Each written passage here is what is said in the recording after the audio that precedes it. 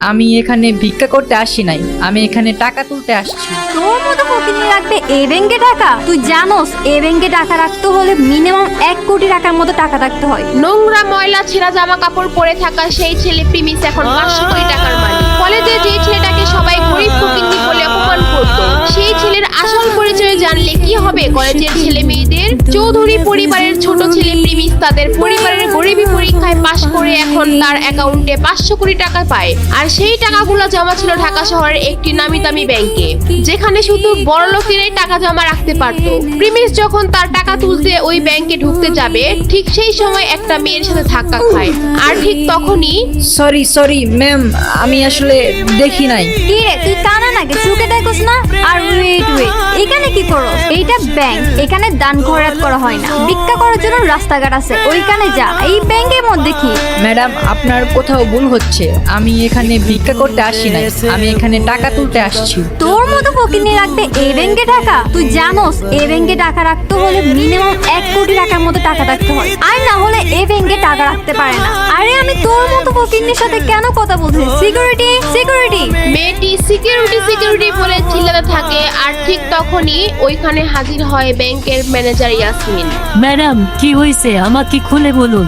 আপনাদের ব্যাংকে কি এখন আপনারা বস্তির পোলাবেনদেরকেও কি টাকা রাখার পারমিশন দিচ্ছেন? এদের মতো ফকির মিসকিনরা এই ব্যাংকে কিভাবে ঢুকে? আমি আপনাদের ব্যাংকের নামে রিপোর্ট করে দিব। Madam, we are very sorry. এমনটা আর হবে না ম্যাডাম, এইবারের মতো কিছু মনে করেন না, আমরা বিষয়টা মাথায় রাখবো। ব্যাংকের ম্যানেজার কোনো কিছু না জিজ্ঞেস করেই মেয়েটিকে সরি বলে, কারণ মেয়েটি ছিল একটি প্রভাবশালী ব্যক্তির মেয়ে। এই ব্যাংকে তাদের অনেক লেনদেন হয়, তাই কিছু না জিজ্ঞেস করেই সে মেয়েটিকে সরি বলে এবং তাকে গাড়ি পর্যন্ত পৌঁছে দিতে যায়। আর এইদিকে প্রিমিস ঢুকে পড়ে ব্যাংকের মধ্যে। ব্যাংকে ঢুকে সে এদিক সেদিক ঘুরতে থাকে। সে আগে কখনো ব্যাংকে আসেনি, তাই সে কিছুই বুঝে উঠতে পারে না। আর এইদিকে ব্যাংকের ম্যানেজার ইয়াসমিন ব্যাংকে ঢুকে প্রিমিসকে খুঁজে থাকে তাকে বের করে দেওয়ার জন্য। সে চারদিকে সব জায়গায় খুঁজে থাকে কিন্তু তাকে পায় না। সে মনে করে প্রিমিস ব্যাংক থেকে চলে গিয়েছে।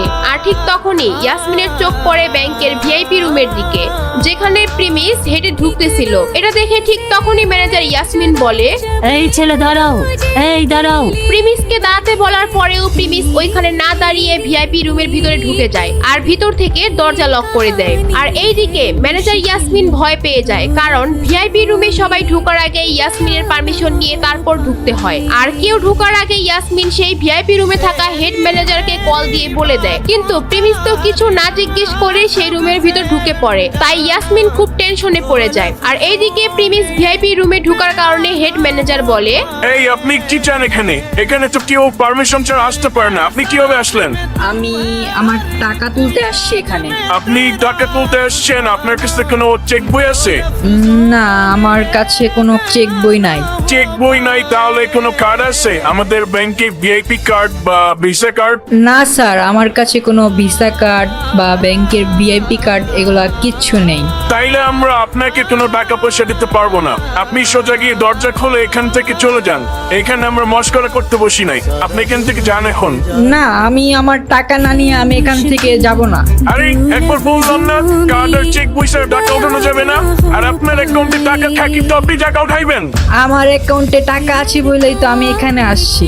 দেখ ভাই, সকাল সকাল মাথাটা নষ্ট করিস না, নাইলে সিকিউরিটি গার্ডরে দিয়ে মাইর খাওয়া তারপর ব্যাংক থেকে বাইর করো। প্রিমিস এটা শুনে ঘাবড়িয়ে যায়। আর ওইদিকে হেড ম্যানেজার একদম রেগে যায়, কিন্তু প্রিমিস তো মিথ্যা কথা বলছিল না। প্রিমিসের কাছে কার্ড আর চেক বই ছিল না, কিন্তু তার মানে তো এই না যে প্রিমিস চৌধুরী পরিবারের ছেলে না। হেড ম্যানেজার যখনই সিকিউরিটি গার্ডকে ফোন দিতে যাবে, ঠিক তখনই প্রিমিসের মাথায় একটা বুদ্ধি আসে। আর সে বলে, ফিঙ্গারপ্রিন্ট। কিসের ফিঙ্গারপ্রিন্ট? আরে আপনি বললেন না যে কার্ড চেক বই লাগবে, আমার কাছে কার্ড নাই কিন্তু ফিঙ্গারপ্রিন্ট আছে। আর আমি জানি আপনাদের এইখানে ফিঙ্গারপ্রিন্ট দিয়ে টাকা তোলা যায়। ফিঙ্গারপ্রিন্টের কথা বলার পর প্রিমিস একটা বড় নিঃশ্বাস নেয়। আর হেড ম্যানেজার ভাবে থাকে, ফিঙ্গারপ্রিন্টের কথা ও কিভাবে জানি? তুমি তাহলে ফিঙ্গারপ্রিন্ট ইউজ করতে চাও? হ্যাঁ, আমি ফিঙ্গারপ্রিন্ট ব্যবহার করতে চাই। হেড ম্যানেজার এটা শোনার পর আরো কনফিউজড হয়ে যায় আর ভাবে ওকে একটা চান্স দেওয়া যায়। আর তারপর ম্যানেজার ফিঙ্গারপ্রিন্টের মেশিন টেবিলের উপর রেখে বলে, এই ছেলে, এখানে ফিঙ্গারপ্রিন্টের মেশিন রাখা আছে, চুপচাপ তুমি মেশিনের মধ্যে তোমার হাতের আঙুলটা বসাও। তারপর প্রিমিস তার হাতের আঙুল ওই মেশিনের মধ্যে চাপ দিয়ে ধরে রাখে। কিছুক্ষণ পর মেশিনে দেখা দেখা যায় তার ফিঙ্গারপ্রিন্ট ম্যাচ করছে না।